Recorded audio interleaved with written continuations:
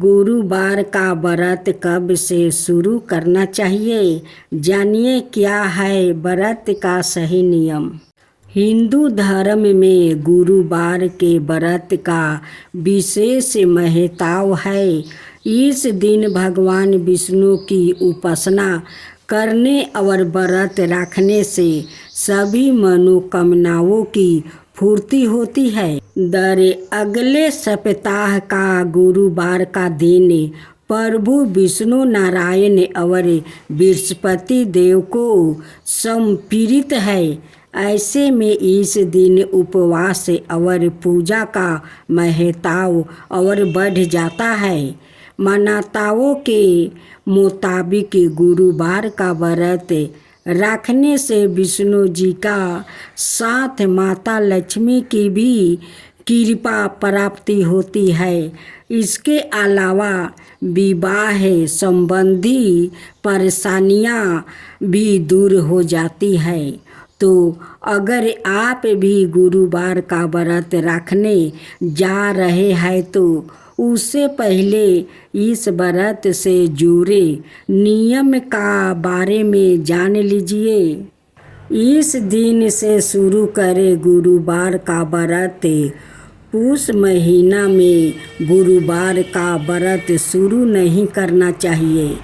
गुरुवार का व्रत शुरू करने के लिए अनुराधा नक्षत्र और महीना का शुक्ल पक्ष की तिथि शुभ मानी जाती है। कहा जाता है कि इन तिथियों में गुरुवार का व्रत शुरू करने से विष्णु जी और बृहस्पति देव की अपार कृपा मिलती है।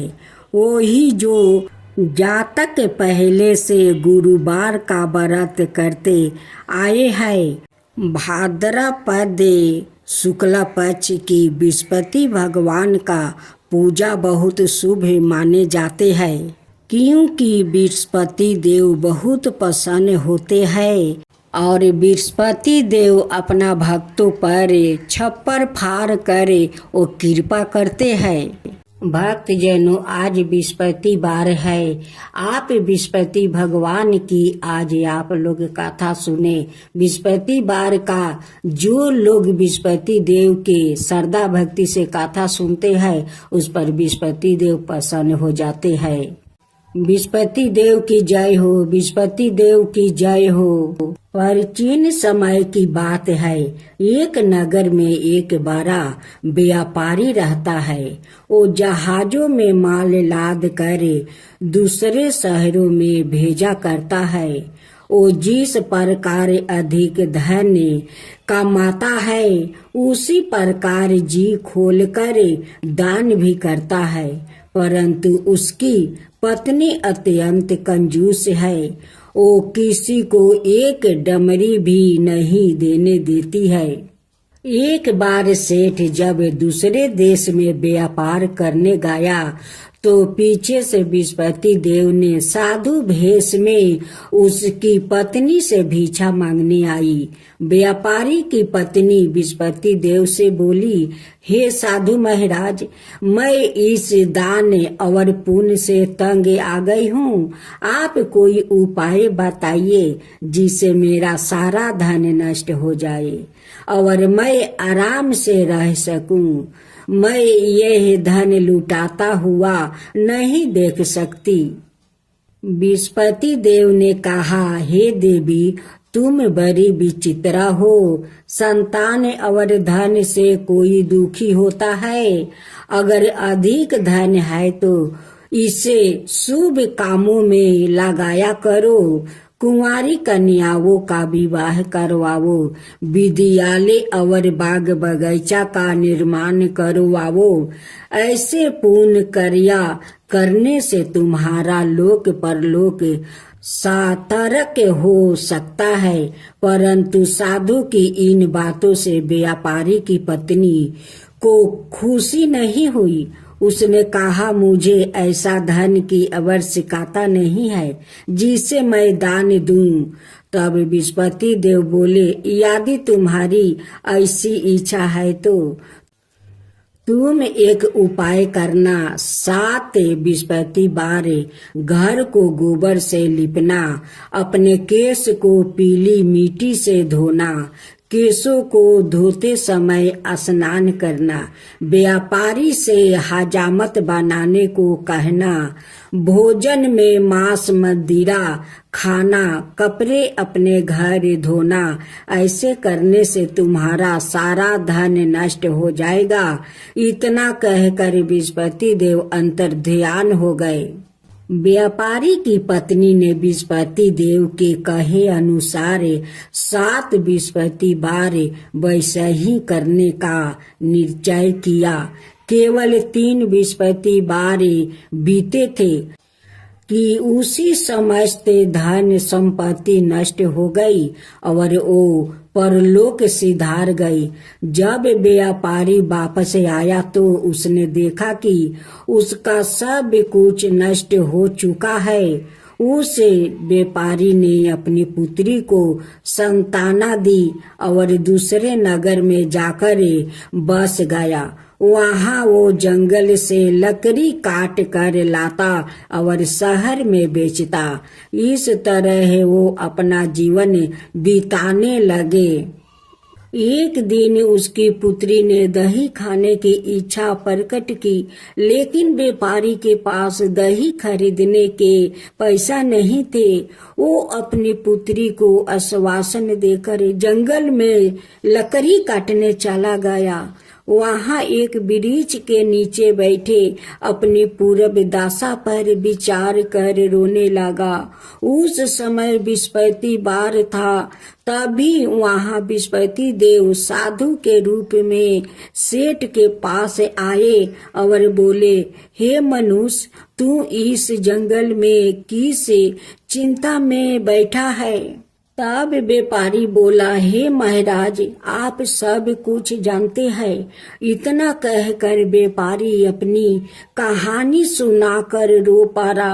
बृहस्पति देव बोले, देखो बेटा, तुम्हारी पत्नी ने बृहस्पति देव का अपमान किया है, इसी कारण तुम्हारा यह हाल हुआ है। लेकिन अब तुम किसी प्रकार की चिंता मत करो। तुम गुरुवार के दिन बृहस्पति देव का पाठ करो। 2 पैसे के चने और गुड़ को लेकर जल के लोटे में शक्कर डालकर वो अमृत और प्रसाद अपने परिवार के सदस्यों और कथा सुनने वालों में बांट दो। सवाए भी प्रसाद और चरण मृत लो, भगवान तुम्हारा अवश्य कल्याण करेंगे। साधु की बात सुनकर व्यापारी बोला, महाराज, मुझे तो इतना भी नहीं बचता है कि मैं अपनी पुत्री को दही लाकर दे सकूं। इस पर साधु जी बोले, तुम लकड़ियां शहर में बेचने जाना। तुम्हें लकड़ियों के दाम पहले से चौगुने मिलेंगे, जिससे तुम्हारे सारे कार्य सिद्ध हो जाएगा।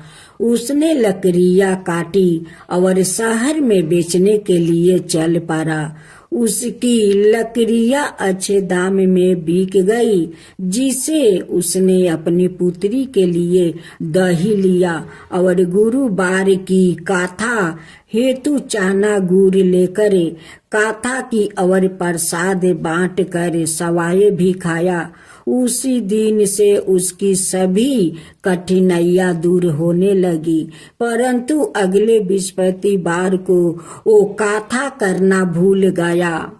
अगले दिन वहाँ के राजा ने एक बड़े यज्ञ का आयोजन करे पूरे नगर के लोगों के लिए भोजन का आयोजन किया है।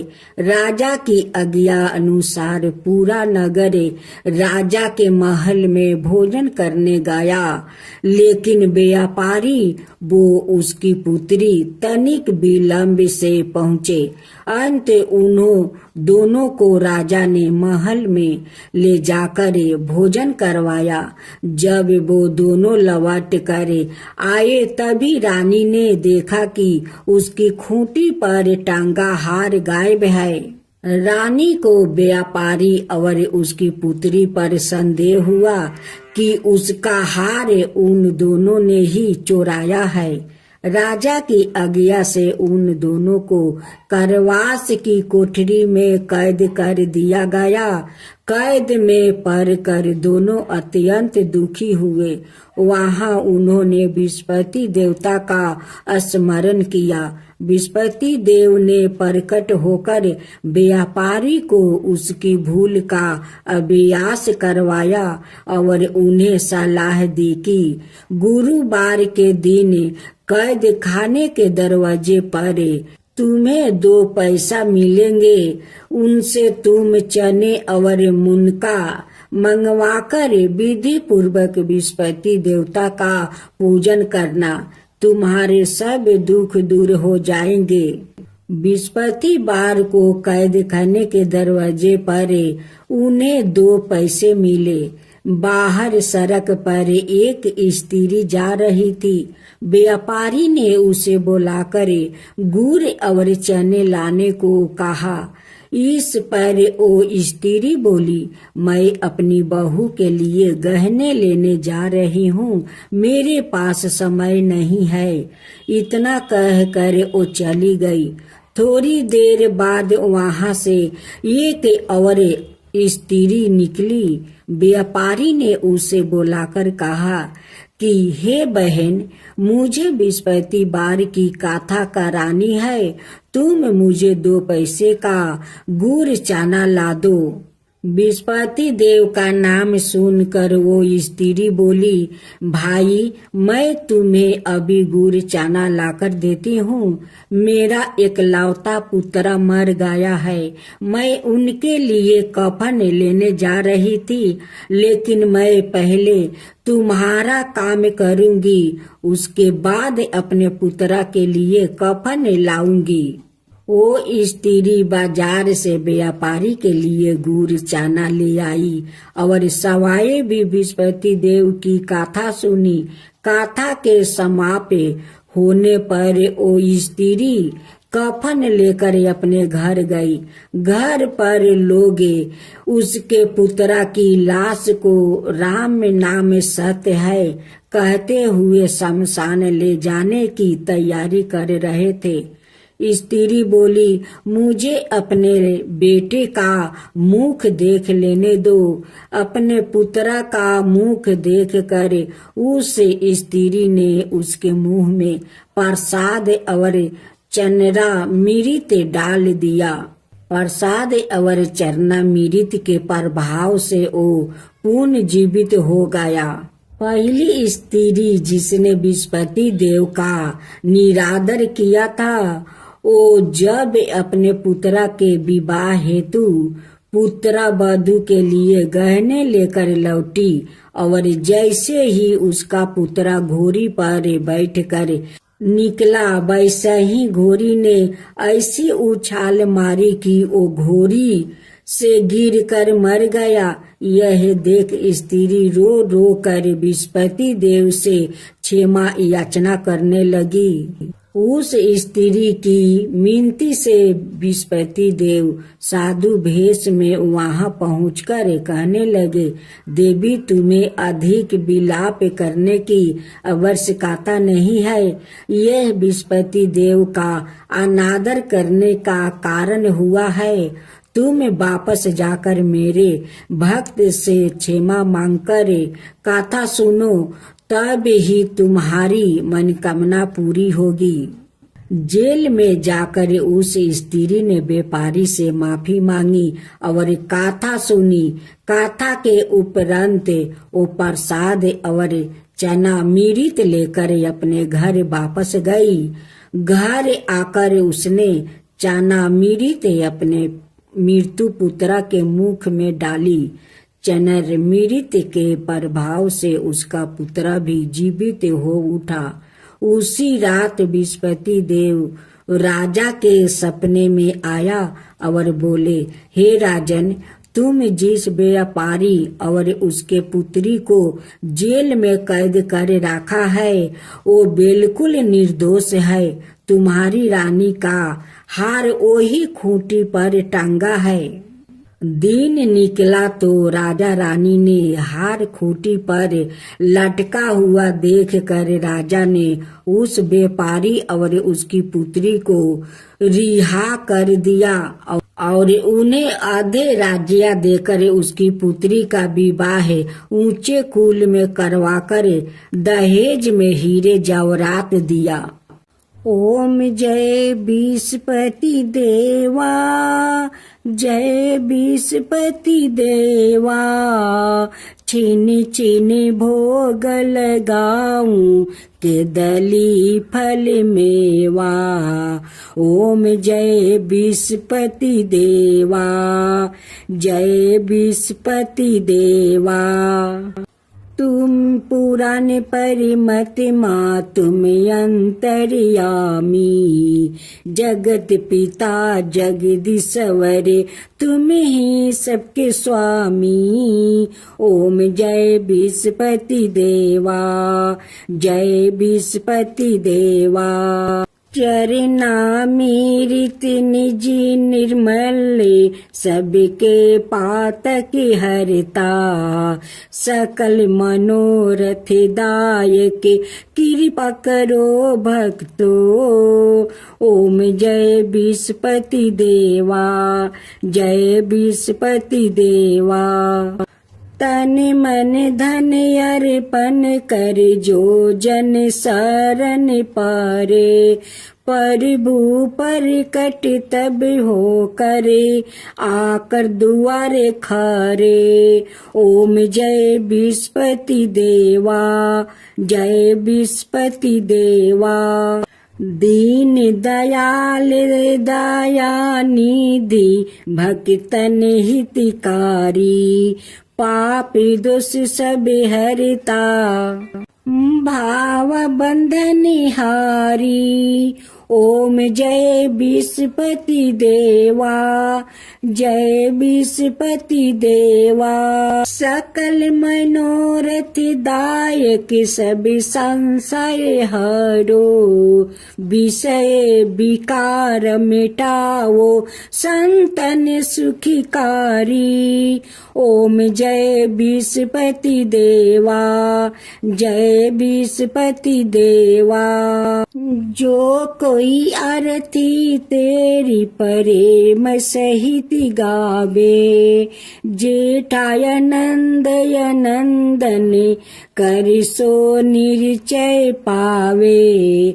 ओम जय विस्पति देवा, जय विस्पति देवा। सब मिलकर बोलो विस्पति भगवान की जय, विस्पति देव की जय।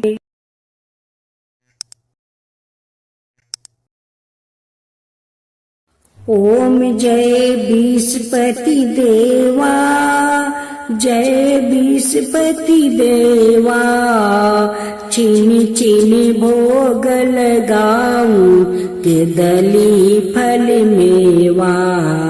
ओम जय विस्पति देवा, जय विस्पति देवा।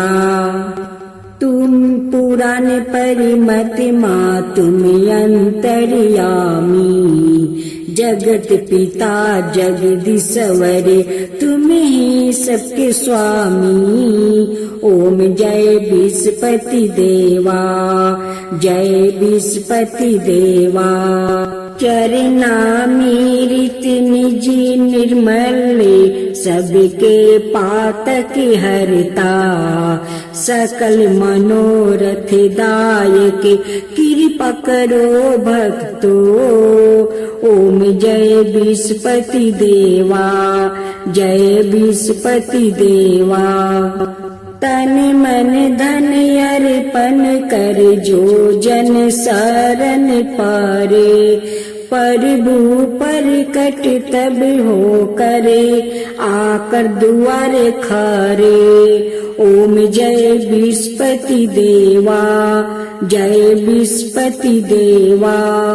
दीन दयाल दया निधि भक्तन हितकारी, पाप दोष सब हरता, भाव बंधन हारी।